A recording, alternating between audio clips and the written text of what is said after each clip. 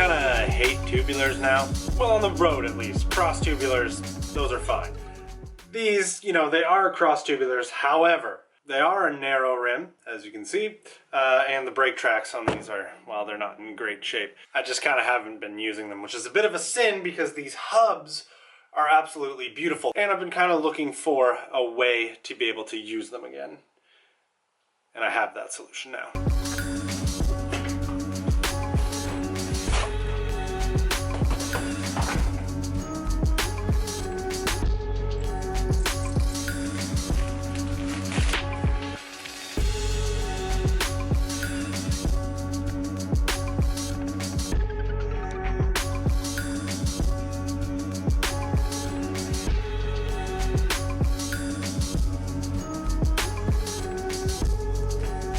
So yeah, decided to go with Velocity again. I don't know what it is about that brand, but I absolutely love their products. I'm not crazy about going for a carbon rim, mostly because I can't afford it. But when you go for a nice wide aluminum modern rim like the Quill, you in my mind get a bunch of the modern benefits anyway. It's nice and wide, so you're gonna get a great tire profile. It's not too shallow, so you get like, I don't know that I would necessarily say you get any aero benefits out of the Quill, but it's just a nice box section style rim that's plenty light and isn't $1 million. Not to mention it's made in North America, so that's kind of cool.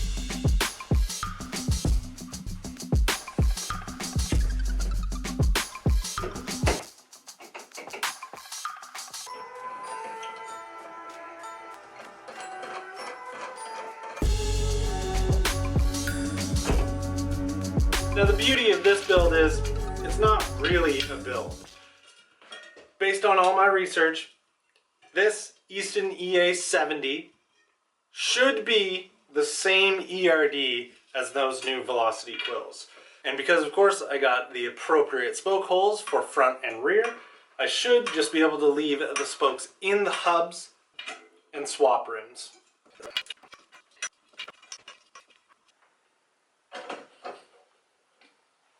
So there definitely is a tiny bit of frustration that comes with unlacing an old tubular straight pull spoke. See how that goes in there and there's no J-bend, there's nothing to like hold up against it? Well, with an old tubular rim, glue gets in there, gets into the head of the spoke nipple and creates a pile of high friction in the threads, which means it just sort of spins freely inside the hub because it's straight pull and there's nothing to keep it from spinning around.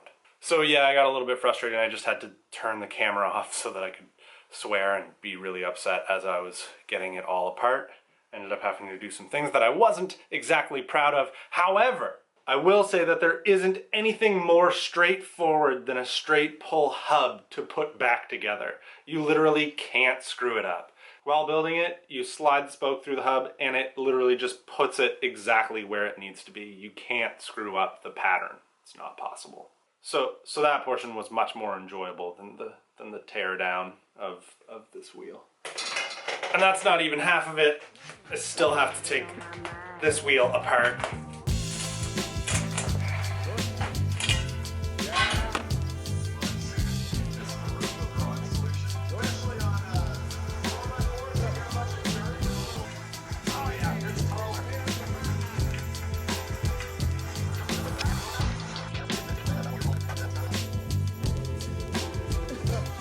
Going oddly well, something's gonna go wrong.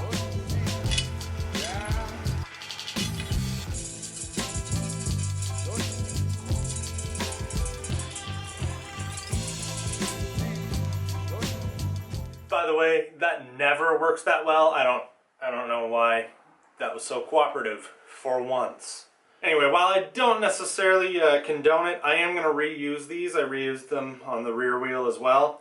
I just kind of don't want to dip into any of the new stuff that I have here in the shed, especially if these are going to work half decent.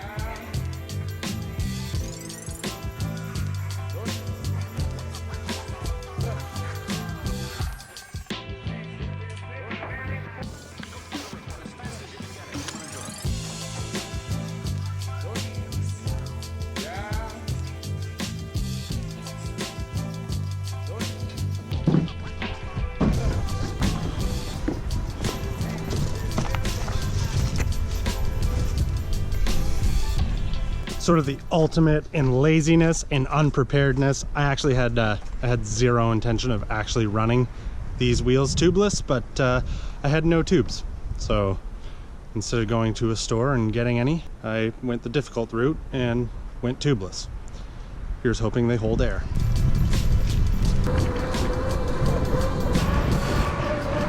So just right now I'm on my way to go meet a couple people to go rip through some trails like this, which is just a good opportunity to give these new wheels a bit of a shakedown. The whole reason that I built these wasn't necessarily to go on this bike. It just so happened to work out pretty well for what I have going on next week.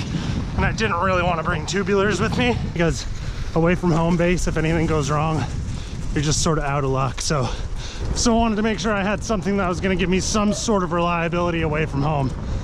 Ultimately, I did build these to go on my road bike.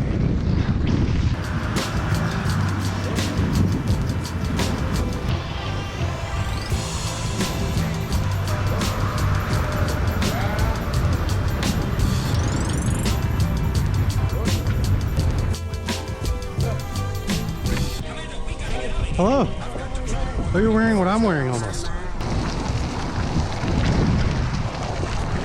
I'll take that for you. You can do a pop a wheelie. I'm not good at pop wheeling, but it's stuff like this where you start to regret having 23s on.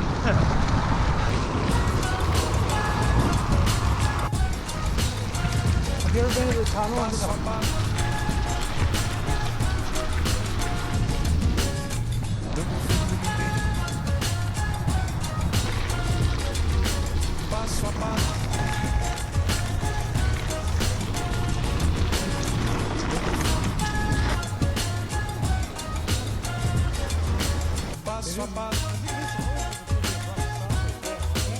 Bit of a bummer.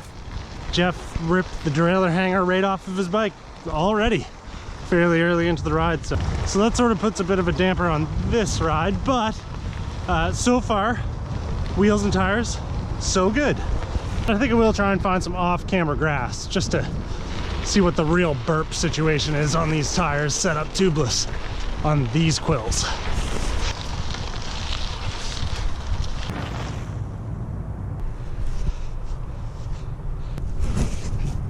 That passed the test.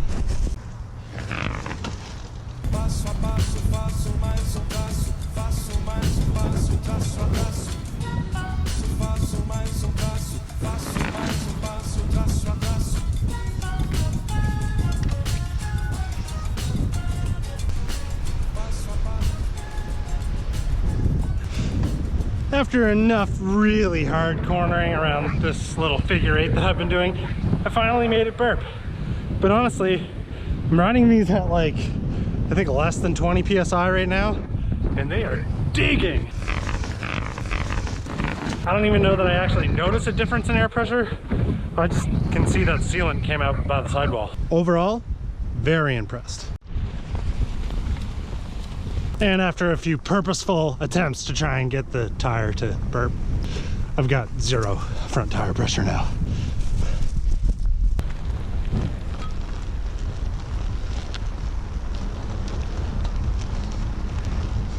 Which I'm actually okay with because I put the front tire on backwards anyway, and it's really driving me nuts, so this gives me a good excuse to fix it.